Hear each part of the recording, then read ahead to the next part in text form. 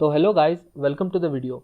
तो आज मैं आपको बहुत ही इंटरेस्टिंग कहानी बताने वाला हूँ, जहाँ पर अमेरिका के प्रेसिडेंट ने ब्लैक अफ्रीकन अमेरिकन कम्युनिटी के जो लोग हैं, जो ट्रायल के पार्टिसिपेंट थे, तो उनको एक मेडिकेशन नहीं मिला, जिनके कारण बहुत सारी जानें गई।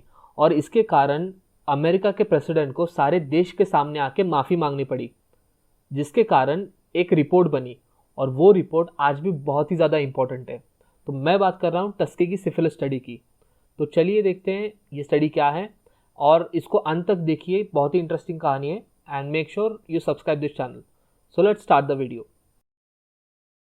तो फर्स्ट ऑफ ऑल हमको पता होना चाहिए कि ये सिफिलिस क्या होता है। तो syphilis is a sexually transmitted disease, यानी ये एक एसटीडी है, and that is a congenital disorder that can pass from one generation to other, and it is due to treponema pallidum bacteria.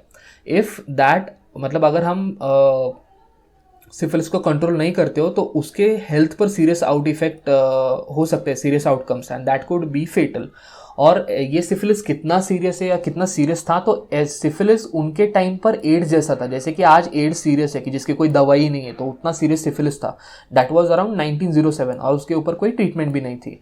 तो फिर यूएस में सिफिलिस का जो प्रभाव है वो बढ़ता गया, और यूएस पब्लिक हेल्थ सर्विस ने क्या डिसाइड किया कि हमें इस सिफिलिस को कंट्रोल करना है, और उसके लिए उन्होंने क्लिनिक सेटअप किए। तो एक क्लिनिक सेटअप किया था टस्केगी इंस्टीट्यूट एलाबामा में। तो वहाँ पे वो स्टडी करने वाले थे कि सिफिलिस का क्या क्या ट्रीटमेंट हो सकता है और सिफिलिस का प्रोग्रेशन कैसा होगा। तो ये जो टस्केगी सिफिलिस स्टडी चली, ये 1932 से 1972 चली। Make sure you know this years. तो उसमें क्या हुआ कि बैड ब्लड कॉन्सेप्ट यूज़ किया गया कि जो अफ्रीकन अमेरिकन कम्युनिटी है उनमें गंदा खून होता है, जिसके कारण उनको सिफिलिस हो जाता है। This is very unscientific and has no relation, but उनका वो कंसेप्ट था। तो उसमें क्या हुआ कि पार्टिसिपेंट को पार्टिसिपेट करने के लिए क्या क्या प्रलोभन दिए गए कि in exchange of participant they were promise with free meals, आपको खाना फ्री मिलेगा, फ्री मेडिकल एग्जामिनेशन, और अगर आप मरते हो तो आपका बरियल का इंश्योरेंस और कॉस्ट हो तो वो हम देंगे। तो इसके कारण जो लोग पहले से ही पीड़ित थे तो उनको ये आकर्षक लगा, एंड दे पार्टिसिपेट। तो कितने लोगों ने पार्टिसिपेट किया? Around 600 people participated, out of which 399 को सिफिलिस इन्फेक्शन था और 201 को सिफिलिस इन्फेक्शन नहीं था। तो ऐसे 600 लोग ने पार्टिसिपेट किया, और ये 600 लोग जिनने पार्टिसिपेट किया उनको कभी भी बताया नहीं गया कि उनको सिफिलिस है।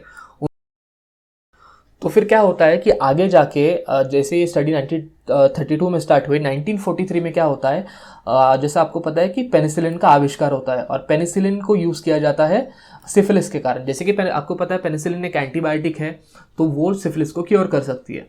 और जैसा मतलब उन साइंटिस्ट को भी पता था कि पेनिसिलिन का इफेक्ट हो सकता है और हम इन पेशेंट्स को क्योर कर सकते हैं और उसमें पोटेंशियल है, उसके बावजूद the doctors did not provide any treatment. और वजह क्या बताई कि पेनिसिलिन के कोई नेगेटिव इफेक्ट होंगे, पेनिसिलिन तो एक नई मेडिकेशन है, तो उसको हम इनको क्यों दें। लेकिन that was a deliberate move कि उन्होंने मतलब ऐसा भी नहीं सोचा कि क्या हम पेनिसिलिन यूज़ कर सकते हैं जिसके कारण हम सिफिलिस को रोक सकते हैं। तो deliberately they said that penicillin is negative और न्यू ट्रीटमेंट। तो फिर क्या हुआ कि 1943 में जैसे कि ये ट्रायल चल रहा था, तो हेंडरसन एक्ट आया। तो हेंडरसन एक्ट ने क्या बताया कि आपको कंपल्सरीली टेस्टिंग करना है वेनेरियल डिजीज के लिए, यानी सेक्सुअली ट्रांसमिट डिजीज के लिए। तो फिर इसके कारण क्या हुआ, 1972 में, 1932 से लेकर 1972 में एक रिपोर्टर को पता चला, क्या पता चला कि human beings are used as lab animals in a long and ineffective study of how long it takes syphilis to kill someone. जैसा कि आपने देखा कि अगर आप उसको मेडिकेशन क्योर भी नहीं कर रहे हो, लेकिन उन डॉक्टर्स ने क्या सोचा कि हम देखते हैं कि सिफिलिस से लोग मरते कैसे हैं, उनको कितना टाइम लगता है। लेकिन जब ये बात पब्लिक डोमेन में आई और जब एक रिपोर्टर ने बताया, जैसे कि आप इस क्लिप से देख सकते हैं द न्यूयॉर्क टाइम्स में, कि सिफिलिस विक्टिम को 40 साल से मेडिकेशन दिया ही नहीं है, लेकिन उनका जो क्लिनिकल ट्रायल का फोकस होता है कि पार्टिसिपेंट को क्योर करना, लेकिन ये क्या देख रहे थे कि पार्टिसिपेंट कब मरता है। और इन्होंने टारगेट किसको किया? जो ब्लैक अफ्रीकन अमेरिकन कम्युनिटी है उनको किया कि इन ब्लैक्स में ही हम टेस्ट करेंगे। तो उन्होंने ना ही ट्रीटमेंट दी, ह्यूमन राइट्स का वायलेशन किया, और उनको एक लैब एनिमल के जैसे ट्रीट किया कि इन सिफिलिस के कारण ये कैसे मरते, चलो हम देखते। Now this is very unscientific. तो टस्केगी ट्रायल के कारण क्या हुआ कि एक बहुत ही मेजर इम्पैक्ट पड़ा गाइडलाइंस ऑफ ह्यूमन एक्सपेरिमेंटेशन में, कि जब हम ह्यूमंस एक्सपेरिमेंट करते हैं तो उनका सेफ्टी और एफिकेसी बहुत इंपॉर्टेंट है। आप ऐसे नहीं देख सकते कि उसको एड्स हुआ है तो चलो हम देखते कि एड्स के कारण मरते कैसे, वैसे नहीं है। आपको उनको ट्रीटमेंट देनी है, आपको देखना है कि किस इनके कारण उनकी लाइफ कैसे अच्छी हो सकती है। तो इसके कारण क्या हुआ कि ह्यूमन एक्सपेरिमेंटेशन के गाइडलाइंस और which led to the formation of Belmont report in 1979। तो 1979 में एक रिपोर्ट बनाई गई जिसमें बताया कि ह्यूमन एक्सपेरिमेंटेशन अब से कैसे होगा। तो 3 क्रिटिकल प्रिंसिपल बने बेलमोंट रिपोर्ट के। First is respect to person. तो जो पार्टिसिपेंट स्टडी में पार्टिसिपेट करता है तो उसको हमें रिस्पेक्ट करना है, उसकी प्राइवेसी को रिस्पेक्ट करना है और ऐसा कोई कम्युनिटी को टारगेट नहीं करना है। Second is beneficiaries. तो आपके ट्रायल में जो पार्टिसिपेट होते हैं तो उनको बेनिफिट क्या होगा, तो बेनिफिशियंस पे फोकस करें कि आपका मेडिकेशन में रिस्क कम होनी चाहिए और मेडिकेशन का इफेक्टिवनेस ज़्यादा होना चाहिए, तो ही आप पार्टिसिपेंट को ट्रायल में लोगे। तो इसके कारण बहुत ही एक मेजर इवेंट हुआ इन मई 1997। तो जो टस्केगी स्टडी जो यूएस गवर्नमेंट ने बैक की थी, तो उन्होंने माना कि हम एक्नॉलेज करते हैं कि हमसे रॉन्ग डूइंग्स हुई है, अनएथिकल ट्रेनिंग और कंडक्ट हुई है टस्केगी स्टडी में।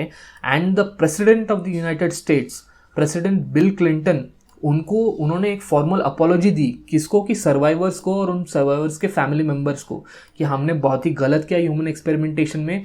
आप इस फोटो में देख सकते हो कि US president with the family members and the survivors of Tuskegee study. तो एक प्रेसिडेंट, यूएस के एक प्रेसिडेंट को भी मानना पड़ा कि हमने गलत किया है और हम माफ़ी मांगते हैं कि ऐसा ट्रायल में हम कभी नहीं करेंगे, और जिसको किया है उसको भी हम मेडिकल बेनिफिट्स और ये प्रोवाइड करेंगे। This is a major landmark event in clinical trial that head of the state apologizes for the unethical behavior in clinical trial. So this is a bigger milestone event. So I hope you understood कि clinical trial में Belmont report क्यों important है और Tuskegee syphilis study क्या हुआ था, जिसके कारण हमें अनएथिकल प्रैक्टिसेस के बारे में पता चला। और ये प्रैक्टिसेस एक गवर्नमेंट ने की थी और उस गवर्नमेंट के हेड ने भी 1997 में सॉरी बोला। So if you like this video, just make sure that you subscribe to the channel and share it with your friends so that उनको भी पता चलेगा कि clinical trial कितनी safe होती है and how high are the ethical, moral and standards. So make sure you check out others video as well, and thank you. This is me, Saurav, signing off.